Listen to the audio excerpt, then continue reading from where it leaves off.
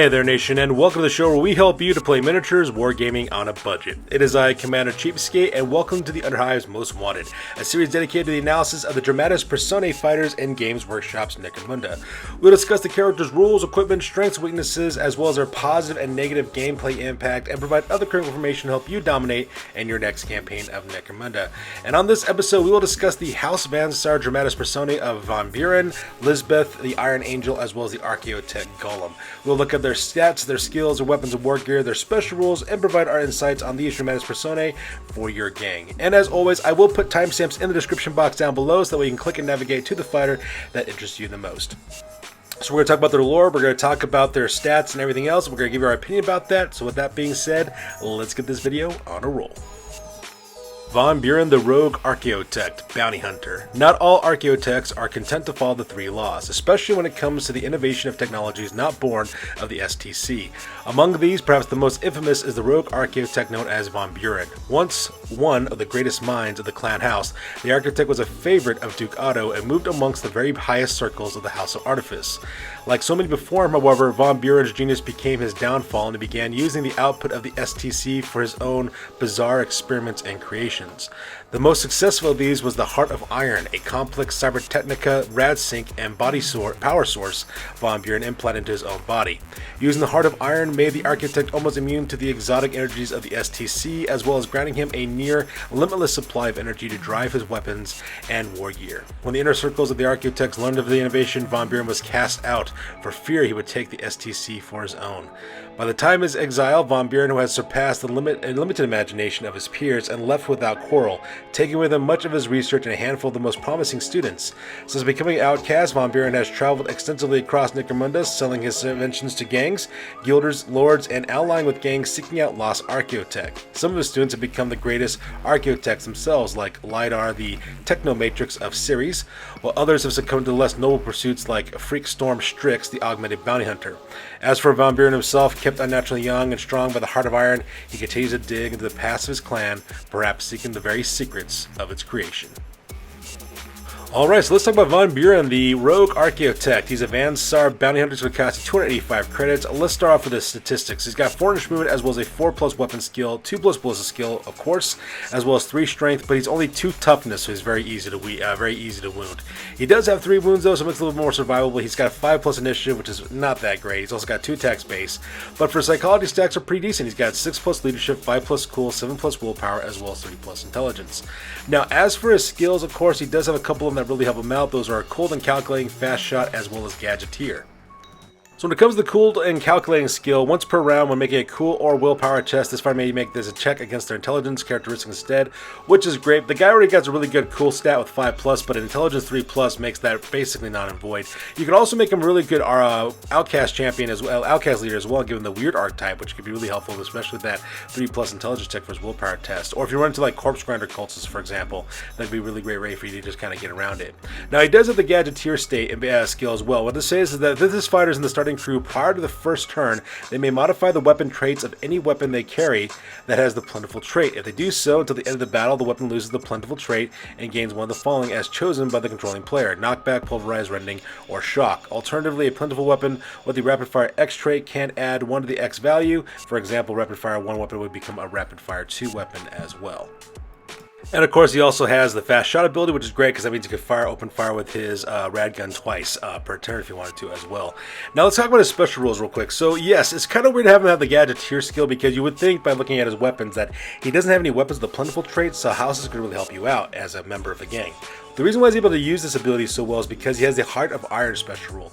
And basically it means that when he's hit by a Radphage weapon, he rolls a D6, and on a 3+, he discards the one existing flesh wound he actually has. He doesn't actually take flesh wounds, he actually removes them every single time he gets hit. But the nice thing about it as well is that all ranged weapons with the Radphage trait gains the plentiful trait, which means that his rad gun, which he carries, which is a strength 2 template weapon with Radphage, basically becomes plentiful, which you could add one of those special abilities to, for example, like adding shock or knockback, for example. It could be really really devastating with that rad gun. So that part is kind of nice as well. So that's something you could actually use for this character and, you know, exploit that gadgeteer skill a little bit.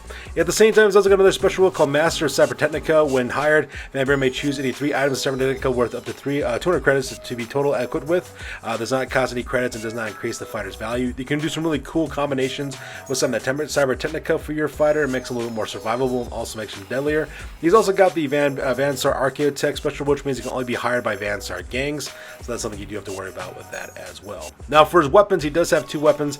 He does have a rad gun, which is just a typical rad gun with a template, strength 2, -2 AP, 1 damage, 4 up ammo roll. But you could modify a little bit by adding an additional trait using his gadgeteer ability as well. He's also got a rad blade, which is basically just a not normal fighting knife with it's got rad phase attached to it as well. He has also got an armored body glove as well as light carapace armor, which gives him 3 up armor save and also immunity to rad phage. At the same time, he's also got a bio booster so that we can reroll any ammo, any injuries that he takes against himself. And he's also got a kind of interesting one here. He's got filter plugs as well as respirator, which is kind of weird to have because they both do exactly the same thing, but anyway, he's also got a photo goggles too, so that we can see in all visibility conditions, and he also has a Medicaid kit so that way he can render first aid to your fighters as he needs to. And in my opinion, Van Buren is actually quite cool, actually. Some of the things he could do makes him really quite worth it. For 285 credits, he's actually a really positive choice for your gang in terms of being a bounty hunter as well. He's got that nice customization with the Master of Cybertechnica. There's some fun things he could do with his rad guns as well, so that could also make him kind of an interesting character. Plus, there is no official miniature for this guy made by Forge World, so you could easily convert your own, proxy your own, or 3D print your own and just use whatever you want to make this character. So in the end, I think he's actually quite worth the credits he's actually worth. It'd be kind of fun actually to make an Outcast game with him as a leader and like have Freakstorm Strix, for example, be part of his group. It'd be kind of neat to see exactly what you come up with, that kind of stuff.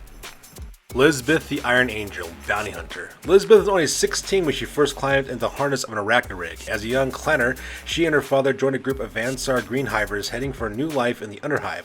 Somewhere down Hive of Dustfall, they were attacked by muty raiders. Hundreds of starving mutant cannibals poured out of the shadows to fall upon the Uphivers. Lisbeth's father, a former artisan of the Montari Artifice House, hastened to don his prized Arachnotek but was killed by a stray round. Even as young Lisbeth hurried to strap him in, the young Vansar quickly climbed to the rig herself, and in that first battle found her true calling. When the last muty finally died, howling under her mechanical claws, the battlefield was littered with dead and dismembered raiders, and she was covered from head to toe in their blood. The Greenhivers hailed her as a hero, and when they finally reached the promised domes outside the bone-dry, near rest town, Lisbeth was already getting offers of work. Less than 2 cycles later, Lisbeth is known in the Underhive as the Hive Primus as the Iron Angel, an avenging techno-terror that preys upon outlaws, raiders, and monsters of all kind. She still works primarily for her own kind, joining Vansar gangs that their interests align with her own. Mostly, though, she takes jobs to repair her custom Arachnotek or make improvements to it, all the while hunting down the leader of the raiders who killed her father, a rogue psyker known as Alice Shiver. Alright, so let's talk about Lisbeth the Iron Angel. She's a Vansar bounty hunter, costs 315 credits. And the reason why she costs so much is because she is operating an Arachnotek. So let's talk about her stats real quick. She's got 5-inch movement as well as 4+ weapon skill, 4+ ballistic skill, pretty average there. But she's got 5 strength, 4 toughness, 3 wounds, 4+ for initiative, 3 attacks. And she's got pretty decent psychology stats too with 5+ leadership, 5+ cool, 7+ willpower, as well as 6+ intelligence. And she also comes with a special rule, Arachno Cybertechnica Savant. It says Lisbeth ignores any negative modifiers caused when moving through difficult terrain and adds 2 inches to her movement when climbing vertically, for example when climbing up a ladder or other vertical surface. In addition, she may reroll failed initiative checks to see if she falls when she goes from standing to prone within 1/2 inch of a edge of a level of platform. Should Lisbeth ever fall, have the distance rounding fractions up for the purposes of determining the strength, AP, and damage of the hit she suffers. So she's a little bit more survivable, a little bit more acrobatic than your typical Vansar, and she's also got a House Vansar Bounty Hunter, which means she can only be hired by Vansar gangs. Now she does have the skills Bull Charge as well as Nerves of Steel. The nice thing about Nerves of Steel, of course, is that she could also basically ignore cool tests if she gets hit. So you roll 5 up on a cool test, she'll basically ignore being pinned. At the same time, she's also got Bull Charge, give her that additional strength in close combat as well as knockback, which makes her extremely deadly in the clinch as well. She also, technically speaking, also has the fast shot ability, and the reason why is because she does have the superior weapons array from Arachnotek, so that is something you do have to worry about as well. And she also has light carapace armor armor, giving her 4-up armor save on the Arachnotek servo suit, which is also quite good for her too. Now when it comes to weapons, she does have twin-linked heavy last carbine, which is also of course the already included in the Arachnotek. It's got a 15-inch short range, 30-inch long range, +1 to hit on short range. It's got strength 4, 1 damage, 4 ammo roll. It's got plentiful as well as rapid fire 3. She's also packing a rad gun in one of her servo arms as well, which is a template weapon at strength 2, -2 AP, 1 damage. It's got 4-up armor saves, got rad fades with a template, and then the other arms are just normal servo arms as well, which gives her a 3-inch versatile attack, which means that she can actually reach out and hit people up to 11 inches away. She also gets +1 to hit at the versatile range as well, dropping her weapon skill to weapon skill 3. At the same time, it's also at strength 5 as well, with 1 attack, 1 damage apiece. It's also got the melee as well as the versatile traits attached to that as well. So she could actually be really deadly as well, especially if she goes after opponents. So she actually strikes at 11 inches with, what is that, 4 attacks at strength 5. That is actually quite powerful as well. I think she's actually worth it actually, because the reason why that's the case, because especially if you're running Advanced Art Gang and you want multiple Arachnoteks, this would be a great way to do so. Technically speaking, you could actually get 2 Arachnoteks in this gang. You can get one as a normal brute as well as hiring Lisbeth the Iron Angel, and you can actually get the Ash Jumper Arachnoteks as well, and you can actually increase your total size to 4 Arachnoteks on the tabletop, which would be a nightmare to face if you're facing against that, but it'd be something kind of cool to do if you want to as well. But in my opinion, I think the best way that Lisbeth actually shines is by actually being a outcast leader. She's got really good psychology stats as well. She's got pretty decent weapons and everything else attached to her, so she'd be quite deadly in the clinch as well. So that's one thing I would recommend for Lisbeth, is making her a outcast champion. And now that we actually have those Ash Waste rigs available now for your Arachno rigs, you don't have to buy the forgeable one anymore. You can just buy one of those, because you actually get 2 in a box for those. You can make one like a normal Arachno rig for your gang, and another one for Lisbeth the Iron Angel. So if you're looking for ways to save money, that's one way you could actually do it. The Arachnotek Golem, House Agent. The Arachnotek Golem is a technological horror born from the deranged imagination of the Archeotek Satyr Davos. It began existence as a means for the Vansar to cheat death. This was in the centuries before the clan perfected their environmental suits, and Davos dabbled in the full cybernetic bodies as replacements for the falling flesh of his people. It is said that dead and dying Vansar Archeotecs were brought before the Golem, where they breathed their last upon its iron skin and gave over their fading engrams to the mechanical man. The theory was that they would live on as ghosts in the machine spirit of the Golem, and that the great minds of Vansar might somehow be preserved. Like so many things devised by the Archeoteks, the Arachnotek Golem was both a great success and a great failure for the clan. Unfortunately for Davos and all who would come after him, the engrammatic coding and imprinting on the Golem could never find purchases, so the mind of the deceased would live on the machine for a time before fading, meaning more dead and dying had to be brought before it so it might enjoy some semblance of life. Of course, even in the damaged state, the Golem found its place within the clan. Centuries later, the Arachnotek Golem is a tool of revenge. Its body has been added to over the years to make it a device of war, towering over most mortal hivers, its armored torso head aloft on spider legs and armed with an assortment of arcane weaponry created by some of the most powerful Archeoteks that have ever lived. Bold Vansar gangs might petition the services of the Golem by offering up one of their brothers or sisters, so the machine might absorb their enigmatic spirit for a time, such as a melding is not without its risks, however, and can leave the donor little more than a blithering idiot. Alright, so first of all, let's talk about the Golem, which is the Arachnotek Golem. It's going to cost you anywhere between 50 to 100 credits because it is a house agent, which means you'll need to roll and add your reputation to determine what your price is going to be for this character. Now, its statistics are 5-inch movement characteristic, as well as 3+ weapon skill, 3+ ballistic skill. It's got 5 strength, 5 toughness, 3 wounds, 3 initiative, 3 attacks, and it also has basically kind of dependent on what your guys' leadership, cool, willpower, as well as intelligence is. And the reason why that is the case is because it has a special will called Combined Consciousness. As the Arachnotek Golem does not have any consciousness of its own, as others might understand such things, and relies instead upon the thoughts and memories of others to give it a semblance of self-awareness. Therefore, when it joins a gang, the controlling player must choose a fighter to loan their consciousness to it, and that could be a fighter that is currently in recovery. This donor fighter is effectively removed from the gang for the duration of the battle, replaced by the Arachnotek Golem. During the duration of the battle, all characteristics of the Arachnotek Golem's profile, which are presented by the question mark, are replaced by the fighter of the donor fighter. For the duration of the battle, the Arachnotek Golem gains the skills of the donor fighter as well. So that is something you do have to keep in mind. You have to decide what your psychology stats are going to be, as well as the skills. It kind of depends on what your fighter already has, so kind of interesting to see what you got going on there.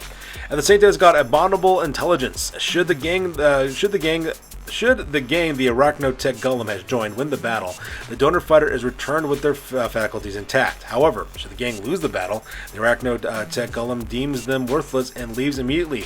Take his newfound memories with it. The donor fighter is left a drooling imbecile. The leadership, cool, willpower, intelligence characteristics are all reduced to 12+. So you could still keep those fighters, just realize that of course that if you fail, those fighters will not be very smart at all. In fact, their psychology stats will be horrible, but they can still fight, they can still do things, so that's something you might want to take into consideration. At the same time, I also got the special rules seemingly invulnerable. The Arachnotek Golem itself feels no pain. The Arachnotek Golem may make a 5+ save roll against any attack made against it. This save cannot be modified by weapons armor piercing value. So that's another thing going forward too. Is it's got a 5 award save as well. And speaking of equipment, let's talk about its weapons it has. It's got what's called the High Straw Energy Projector. It's got a short range of 8 inches, long range of 16 inches as well. It's got +1 to hit at short range. And strength 5 with -1 AP causes 1 damage. It's got a 3+ ammo roll. It's rapid fire 3, and it's also reckless, so you do have to worry about this thing hitting your own guys. At the same time, it's also got the shock trait attached to it, so really powerful rapid fire close range weapon. And it's also got a shock claw, which is a melee weapon. It gives you +1 strength, so it makes a strength 6 on the attack. -1 AP causes 2 damage when it hits you. It's also got the melee power as well as the shock trait attached to it as well.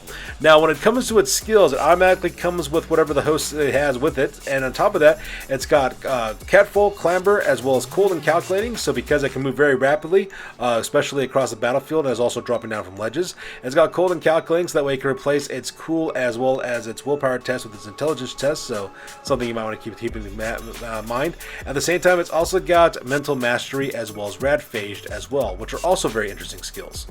With Mental Mastery, this fighter cannot become subject to the Insane condition. In addition, if this fighter is chosen as the target of a weird power and is standing inactive or prone and pinned, they may attempt to disrupt the psychic power as if they were a psyker. So that's something that's kind of nice about the Golem. So if you got so many fighters that have psyker abilities, you can really stick into it that way. It's also got the Radphased ability, which says when this fighter is hit by a weapon with a gas or toxin trait, the opposing player must roll 2d6 and discard the highest roll when rolling to see if this fighter is affected. In addition, should this fighter suffer a hit from a weapon with the Radphased trait, roll an additional d6 as normal. However, on a roll of 4+ or higher, they do not suffer an additional flesh wound. Instead, the fighter may discard a flesh wound they have already suffered. Finally, in any scenario that uses the pitch black rules, this fighter always counts as being revealed. So, kind of glows in the dark, I guess, is basically what they're trying to say when it comes to this fighter as well. So that's something you do have to worry about with this guy. At the same time, it also comes with really nice equipment as well. At the same time, it also comes with light carapace armor for a 4 armor save. He's also got a bio booster, so that way he can also reroll injury dice. And he has Respirator to make it a little more survivable against gas attack weapons as well. So this fighter is actually quite interesting. For only anywhere between 15 to 100 credits, you could actually get a really good close combat fighter that can really help out your gang as well. You could also make some really interesting things with this character in terms of their statistics. Actually, I think the best way to use this guy, however, is use him as outcast leader. Just pick one of the outcast leader stats, I guess, and just use that for your psychology stats as well. So that'd be kind of cool to use that for your character. So just something you might want to keep in mind. And not to mention, there are no Forge World exclusive miniatures for the Golem, so because that you could actually convert your own, or proxy your own, or 3D print your own as well, which could be really nice and a great way to include this fighter in your gang.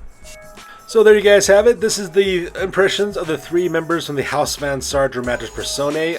Basically, all these fighters are pretty much worth their cost. They actually get some really good stats as well as some really good skills and some game mechanics as well. And actually, none of them are Forge World exclusive, so you could easily make your own version of these guys if you wanted to, which could actually make it a little more cost effective to actually include in your gang as well. And like as always, whenever I keep on doing one of these Dramatis Personae reviews, I know I sound like a broken record when I said they'd make great outcast gang leaders, but I think that's the reason why they actually made that game mechanic, so that way they could sell miniatures from the Dramatis Personae lines and actually use them as leaders of different gangs. And I think that'd be the best way to actually use one of these fighters as well. So that's good for you guys. As always, please feel free to like, comment, and or subscribe. You guys' input is valuable to us as always. Also check us out on Facebook, Instagram, as well as blogger.com for all that greatest hobby news related to this channel. That's good for this one, you guys. We'll catch you guys next one. Peace out and stay classy.